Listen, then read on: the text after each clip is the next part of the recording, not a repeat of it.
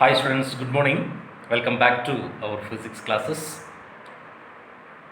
During the last classes, we were talking about motion in a plane.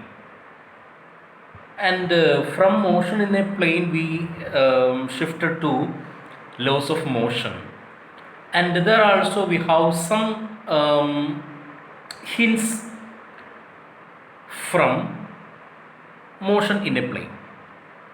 Then friction came, and in friction also we are talking about the particle moving in a plane. When we are considering a particle moving in a plane, and that particle follows a particular path. A particular path means it's a circular path. Suppose in a plane, a particle is moving along the circumference of a circle. Such a motion is called circular motion. Such a motion is called circular motion. Circular motion is a special kind of motion. Circular motion is a special kind of motion. So it's an example for planar motion. It's an example for a motion in a plane. But it cannot be treated as usual planar motion because it is traveling along the circumference of a circle. So it should possess some special properties rather than the motion along a plane. So that is why we are considering this circular motion as a separate chapter and a separate physical concept. So in this chapter we are going to discuss some properties regarding the circular motion. Let me say as a preface, it is very simple chapter. It's a very simple chapter, and only few concepts we have to discuss in this chapter because it's a part of planar motion. It's a part of planar motion. Already we have seen many properties regarding the planar motion, but especially regarding this circular motion, we have to discuss what is circular motion and properties. So I repeat, it's a very simple chapter, and the concepts are familiar to you, and we are just revising all this content, and within 2 classes we can finish this chapter. That only it is a okay. So simple concepts are there, and next coming 2 days we will discuss about this circular motion. Okay, so we will start with circular motion.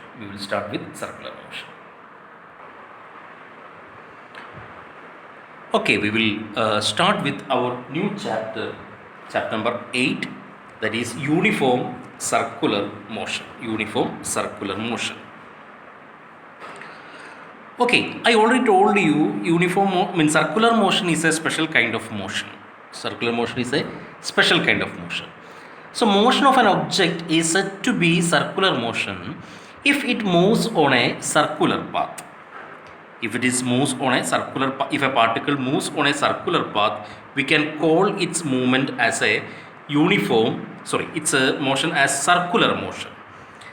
So in our daily life we will get different examples for circular motion.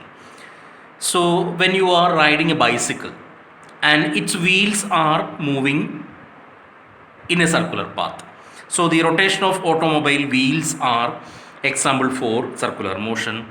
Then very simple and very familiar one is movement of earth around the sun, that is along an orbital circular path. Then motion of electrons around the nucleus, that is another example. Then if you are tying a stone at one end of a thread and you are holding at the other end and you are just whirling it, what kind of movement you can see for that stone? It is also moving in circular path. So from or the movement of fans, movement of mixie or grinder blades. All these you can find they are or in the movement of inside the washing machine. So you can see in different daily life situations circular motion. Circular motion can be of two types. There are two types of circular motion. One is uniform circular motion and the other is non-uniform circular motion. As it says, when a particle moves on a circular path with constant speed, it is said to be in uniform circular motion. Generally, circular motion we are defining as when a particle moves with constant velocity, then that is uniform motion. But here there is some changes that I told you. It cannot be considered as circular motion cannot be considered as a usual planar motion. It should possess some its own properties. So when you are defining uniform circular motion, velocity term we are not using there. We are using that speed. So that is very important. When a particle moves on a circular path with constant speed, then it is said to be in uniform circular motion. Movement with constant speed around the circumference of a circle, that is uniform circular motion. So what are the properties of uniform circle? Why we are using constant speed there instead of constant velocity? Because velocity is a vector quantity and speed is a scalar quantity. So as the particle moves around the circumference of a circle, its direction changes point to point. What will be the direction of the point, that particle at each point? That is tangential to that particular point. So since velocity is a vector quantity and its direction changes point to point, we can't say that uniform circular motion is the movement with the constant velocity along the circumference of a circle, because when it is moving along the circumference of a circle, its velocity changes point to point, but its magnitude remains same. That is why it is called with constant speed. So speed remains constant in uniform circular motion, but its velocity continuously changes. Is it clear? Yes. Then what is non-uniform motion? Non-uniform motion is movement of a particle along the circumference of a circle or the circular path with variable speed. It's clear. So when the speed is not uniform, then it is moving along the circumference of a circle, then you can say that it is a non-uniform circular motion. And the speed of the particle changes with time and the velocity also changes continuously with the time. Here, in non-uniform circular motion, both speed and velocity changes. But in uniform circular motion, speed remains constant, but its velocity changes. Okay. Then, in linear motion, we are defining its displacement when it changes from one point to another. But in in the circular motion, when you consider the movement of a stone tied at your the end of a thread and you are whirling it. Let me ask a question, whether that particle is getting any displacement. In one sense, it is not having any displacement, because every time it is that stone is at the end of that thread only. So, and the distance from your hand to that stone is also remains constant. Is it or not? It is there. When that string is not changing and you are continuously whirling it, the distance from the stone to that your hand will be the length of that thread. It will remain same. So there is no displacement when it is moving, but it is getting displaced. In which sense it is getting displaced? The angle made by that particle or the stone is changing during the circular motion, which means the thread which is connecting your hand and that stone is changing its direction time by time as it moves in circular path. Is it? So here instead of linear displacement, we are considering angular displacement, which means the angle swept out by the radius vector in a given time duration is known as angular displacement. All these matters you have already learned from your lower classes. Is it? So angular displacement is the angle swept out by the radius vector in the given time duration is known as the angular displacement. Angular displacement. So the angular displacement delta theta. Theta is the angle and the displacement will delta theta. Delta theta arc by radius is the arc length divided by radius will be the angle made. So delta theta will be delta s by r. Delta theta will be delta s by r, where delta s is the linear displacement of the stone and r is the radius of the circular path, and delta theta will be the angular displacement. So angular displacement and linear displacement you can or linear distance you can relate by delta theta is equal to r delta s divided by r, where delta s is the linear distance traveled by the particle and delta theta is the angle made by the delta theta is the angular displacement made by the particle and r is the radius of the circular path through which it is moving. So that is angular displacement. That is, see in the diagram, this is a particle is moving along the circumference of a distance r. From P1 to P2 it travels a distance delta s, so it makes a angle delta theta in between. So delta theta is equal to delta s by r, that is arc by radius is the angle made, that is simple geometry. So delta theta is equal to delta s by r. So delta s by r is linear, it is not displacement, linear distance traveled by the stone divided by the radius of the circular path. That gives you the angular displacement. Then the rate of change of angular displacement is known as the angular velocity. Rate of change of angular displacement is known as angular velocity. So what is angular velocity? Angular velocity is, see, delta omega. Omega is equal to delta theta by delta t. Delta theta by delta t. What is delta theta? Delta theta is the angular displacement during the time delta t. So according to the differential equations or differentiation, velocity is defined as limit delta t tending to 0 displacement by time. Here it is angular velocity which is denoted as omega, which is equal to limit delta t tending to 0 delta theta divided by delta t. So limit tending to delta t tending to 0 delta theta by delta t, it is by the definition of differential, it is d theta by dt, d theta by dt. Omega is equal to d theta by dt. That is an important equation. So when it makes a complete rotation, when an object makes a complete rotation about a circular path, then how much angle it can derive? That is 2 pi, 360 degree or 2 pi radian, and the time taken for that is the time of or time period of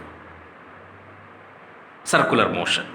So rotation or revolution, whatever may be. So that will be 2 pi by t. So omega is equal to 2 pi by t, or 1 by t is frequency. 1 by time period is frequency, which is equal to 2 pi f. So omega is equal to d theta by dt or equal to 2 pi f. That is another important results in circular motion. So remember here angular displacement and angular velocity we have defined. Okay, now we can have in linear motion we are having velocity, and in angular motion we are having angular velocity. So we have to derive a relation between linear velocity and angular velocity. Linear velocity and angular velocity. So let us see how you can relate linear velocity to angular velocity. Okay, So we can start with the relation between linear distance travel delta s and angular displacement delta theta. So delta theta is equal to delta s divided by r, and you are dividing that both side on delta t by delta t. So left hand side will become delta theta by delta t equal to right hand side 1 by r, you can keep 1 by r into delta s by delta t, 1 by r into delta s by delta t. Then according to the rule of limitation or rule of limits, so limit delta t tending to 0, delta theta by delta t, that you can denote it as d theta by dt, equal to 1 by r into limit delta t tending to 0 delta s by delta t, that will become ds by dt. So directly we can write delta, applying the rules of limits, delta theta by delta t will become d theta by dt, and delta s by delta t will become ds by dt. So delta theta by delta t equal to 1 by r into ds by dt. What is d theta by dt? D theta by dt is rate of change of angular displacement, that is angular velocity omega. And what is ds by dt? Rate of change of distance, or rate of change of distance is velocity v, magnitude of velocity v. So we can say omega is equal to v by r. So omega here it is only magnitude and v is also magnitude. So v is equal to r omega is the relation between angular velocity and linear velocity in terms of their magnitudes. So in terms of their magnitudes, linear velocity and angular velocity are related as v is equal to r omega. V is equal to r omega. Okay, in terms of vectors, this relation we can express as v is equal to, vector v is equal to vector omega cross vector r, vector omega cross vector r. Cross product we have already seen. Okay, so this is, or simply we can have the relation v is equal to r omega, where v is the linear velocity and omega is the angular velocity. And what is r? Don't remember r, sorry, don't forget r. What is r? R is the circular radius, that means the radius of the circular path through which that particle is moving. Okay, so we have seen what is uniform motion, circular motion, and non-uniform circular motion, and some terms related to circular motion. Okay, so we have seen properties of circular motion as angular displacement, angular velocity, and the relation between angular velocity and linear velocity, that is v is equal to r omega. Now, when we were taking the rate of change of velocity, we are getting acceleration. So here we are going to take the rate of change of angular velocity. Rate of change of angular velocity will provide you angular acceleration. Acceleration of the particle under you, circular motion. Circular motion, you can consider as a circular motion or uniform circular motion. So uniform circular motion means movement with the constant speed.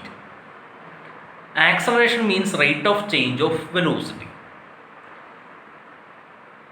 Sometimes it make a confusion that if the speed remains constant, how it can have a acceleration, because speed remains constant. It is not speeding up or speeding down. So without speeding up or speeding down, how a particle can get accelerated? Are you thinking like that? Without speed, I mean, in our mindset, accelerating means speed should be increasing, and deaccelerating means speed should be decreasing. So there is a speed change while a particle gets accelerated or deaccelerated, but without any speed change, can a particle gets accelerated? That is the beauty of circular motion. That is the beauty of circular motion. Without speeding up or slowing down, a particle gets accelerated in circular motion, uniform circular motion. How? Its answer is there in the next description. You can imagine that since velocity is a vector quantity, speed is only its magnitude, but there is another quantity or another factor which can decide or which can change velocity. What is that? That is your direction. So even though the speed, the magnitude remains same, the direction changes, the velocity will change. As the velocity change, we can say that it is getting accelerated. So in that way, we are getting acceleration without speeding up or slowing down. So we will see what is angular acceleration. Angular acceleration is known as in another term, that is yes, it is the centripetal acceleration. It is the centripetal acceleration. So centripetal acceleration is actually rate of change of angular velocity, So when a particle performs uniform circular motion, its direction changes continuously though its speed remains constant. Thus its velocity changes continuously, that is, there is an acceleration in circular motion. It is the acceleration in circular motion. Okay, it is the acceleration in circular motion. That is the centripetal acceleration. See, suppose a particle is moving with a uniform speed v on a circular path whose radius is r and center is O. This figure we have already seen.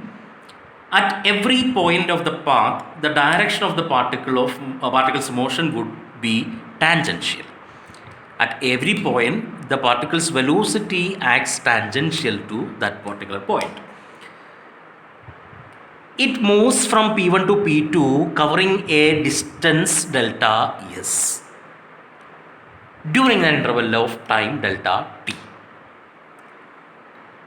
Let V1 and V2 be the velocities of the particles at P1 and P2 respectively. V1 and V2 are the velocities at P1 and P2 respectively.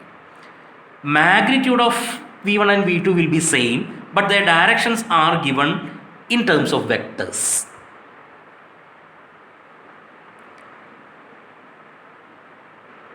There is a difference of angle delta theta in their directions.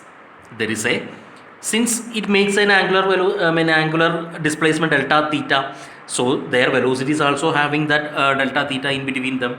So vector v2 and vector v1 are making an angle delta theta between them. It is shown in the diagram P. v2 and v1 are making an angle delta theta between them. So between A and B, we are having the resultant delta V, the change in velocity delta V. From triangular method of addition, we can say that V1 plus delta V is equal to V2. That means V1 minus V2 is equal to, or V2 minus V1 is equal to delta V. V2 minus V1 is equal to delta V. Okay, that is the change in velocity. If there is a change in velocity, there should be a acceleration. There should be an acceleration, and that acceleration is known as centripetal acceleration. That acceleration is known as the centripetal acceleration.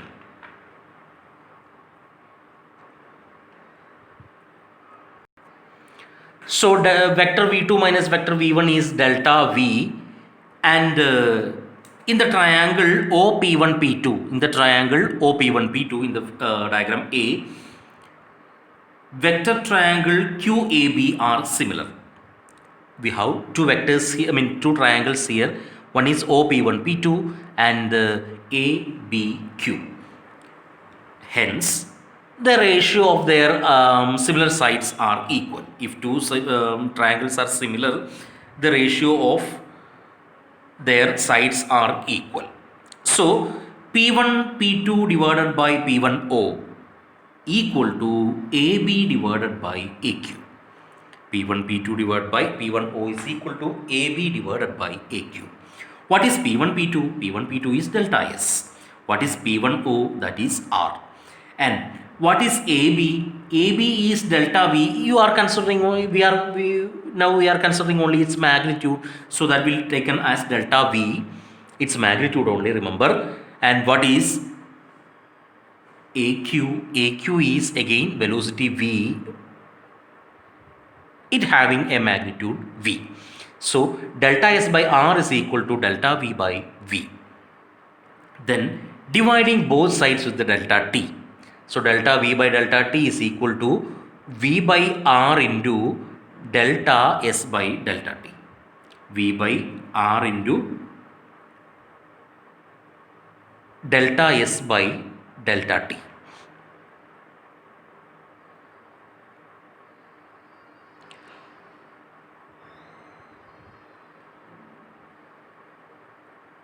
Okay. Any confusion? Don't get confused there. This V you are taking into the left hand side. So that will become V by R into delta S equal to delta V. Then you are dividing with the delta T. So delta V by delta T is equal to V by R into delta S by delta T. So what is again applying the limit delta T tending to 0, that will become delta S by or delta V by delta T with the limit delta T tending to 0 will become dV by dt equal to V by R into ds by dt. What is ds by dt? ds by dt will become velocity. ds by dt is the rate of change of distance, that is speed only, magnitude of velocity, that is it is denoted as V. So dV by dt will become V by R into V. What is dV by dt? dV by left hand side, dV by dt is the acceleration A. So A is equal to V square divided by R. A is equal to V square divided by R. What is V? V is equal to R omega, that we have already having that equation, V is equal to R omega. So you replace V by R omega, so V square will become R omega whole square divided by R. So that will become R omega square.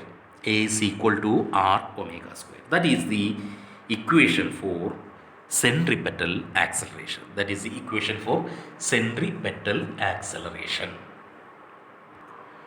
If you see the diagram, I think you have noticed that the direction of delta V is always towards the center O.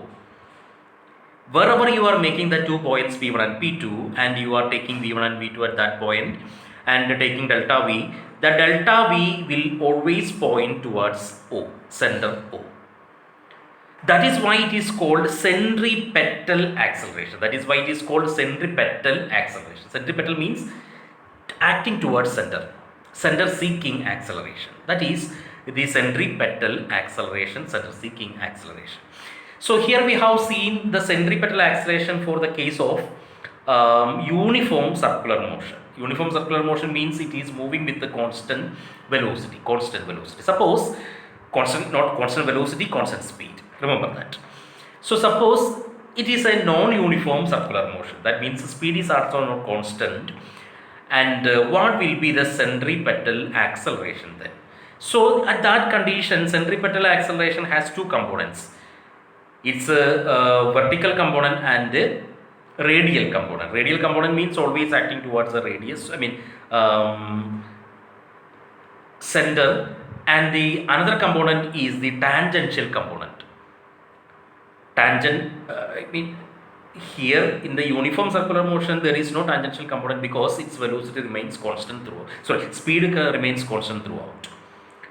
But here speed is also changing, direction also changing. So it has two components of acceleration, that is tangentially also acceleration is there and radially also acceleration will be there.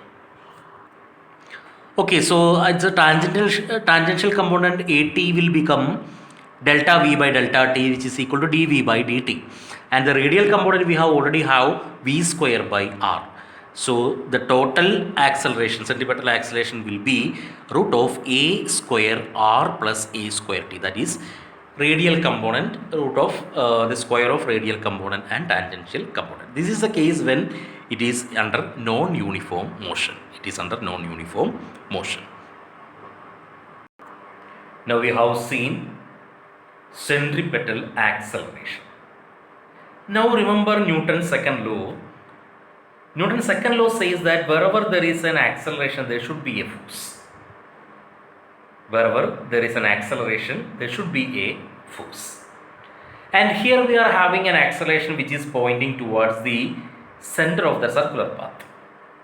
So according to Newton's second law, there should be a force which is always acting towards the center of the circular path. And since force is acceleration multiplied by mass, here the mass of that particle is multiplied by with centripetal acceleration. So that derives a force which is known as centripetal force. Centripetal force. So centripetal force means a force which is acting towards the center of the circular path. Centripetal force is the force acting towards the center of the circular path, which is given by mass into centripetal acceleration, which is the product of mass and centripetal acceleration. C. F is equal to ma, m is m into v square by r or mr omega square. So that is the equation for centripetal force. See the diagram, it is an interesting diagram in which force is always acting in the direction of acceleration. Acceleration is always towards the center and its velocity is always acting tangential at that particular point. So we will have a force which is always perpendicular to velocity. Remember this, at any moment, any time, if it is asked which is a force which is perpendicular always to the velocity, that is centripetal force. That is a centripetal force. We will make use this concept or this idea in different situations in this year and next year also. So always remember, always keep in your mind, that is velocity and force are perpendicular, or velocity and acceleration are perpendicular to each other, then it is centripetal force. So centripetal force is keeping that particle in its circular path. There should be a force that should try to keep the particle in its circular path. If the centripetal force is losing, then what will happen? The particle will move away from the circular path in the direction of velocity. What is the direction of velocity? Tangential. That is why when you are whirling that stone tied at the end of a string and you are losing your hand, what will happen? You are if you leave the thread, what will happen? That stone will fly off tangential to the circular path. Tangential to the circular path. So that is an example of centripetal force also. Then turning of car on a road. When a car is taking a turn, then it should pass through a circular path. It should possess some centripetal force so as to provide that centripetal force. Which one is giving centripetal force there? The necessary centripetal force is given by the frictional force provided between tires and the road. Okay, so that frictional force is providing the necessary centripetal force there. And Earth is revolving around the Sun through its circular orbit. Centripetal force is required. Which is giving the centripetal force? The gravitational force between Earth and Sun is giving that necessary centripetal force. And in many situations, we can find the presence of centripetal force, and without the centripetal force, a particle cannot continue in its own circular path. So that is centripetal force, and importance of centripetal force that I already told you. If you want to keep a particle in its circular path, you have to provide it some centripetal force. If the centripetal force is leaving, or if you are not providing centripetal force, at the moment that particle will come out from that circular path, it will fly off tangential to the path at that particular point. Okay, so that's for all for today, and we will meet in the next class. And friction from the chapter friction, the problems, numericals we didn't discuss, that we will discuss after completing this chapter, uniform circular motion. I hope all of you are practicing the problems from the last chapter that I have told you to practice that problems and solve the problems. So in the beginning I already told you how to keep two copies for physics, one for making notes and the other for keeping the numericals. So solve the numericals that we have already discussed from the last two chapters. We have already discussed the numericals. So solve the remaining problems in your numerical copy and keep it intact. At any moment I will ask you to submit the numerical copy, so you have to submit that. Okay, so keep it ready, the numerical copy also you keep it ready, and prepare well, and be up to date. That is only a success mantra for learning physics properly. Okay, so listen the classes carefully, make your notes, and read the textbook. That is very important, that I already always telling you, you have to read the textbook thoroughly. Then keep your syllabus with you, and be healthy, stay healthy, be safe at home. Okay, we'll meet in the next class.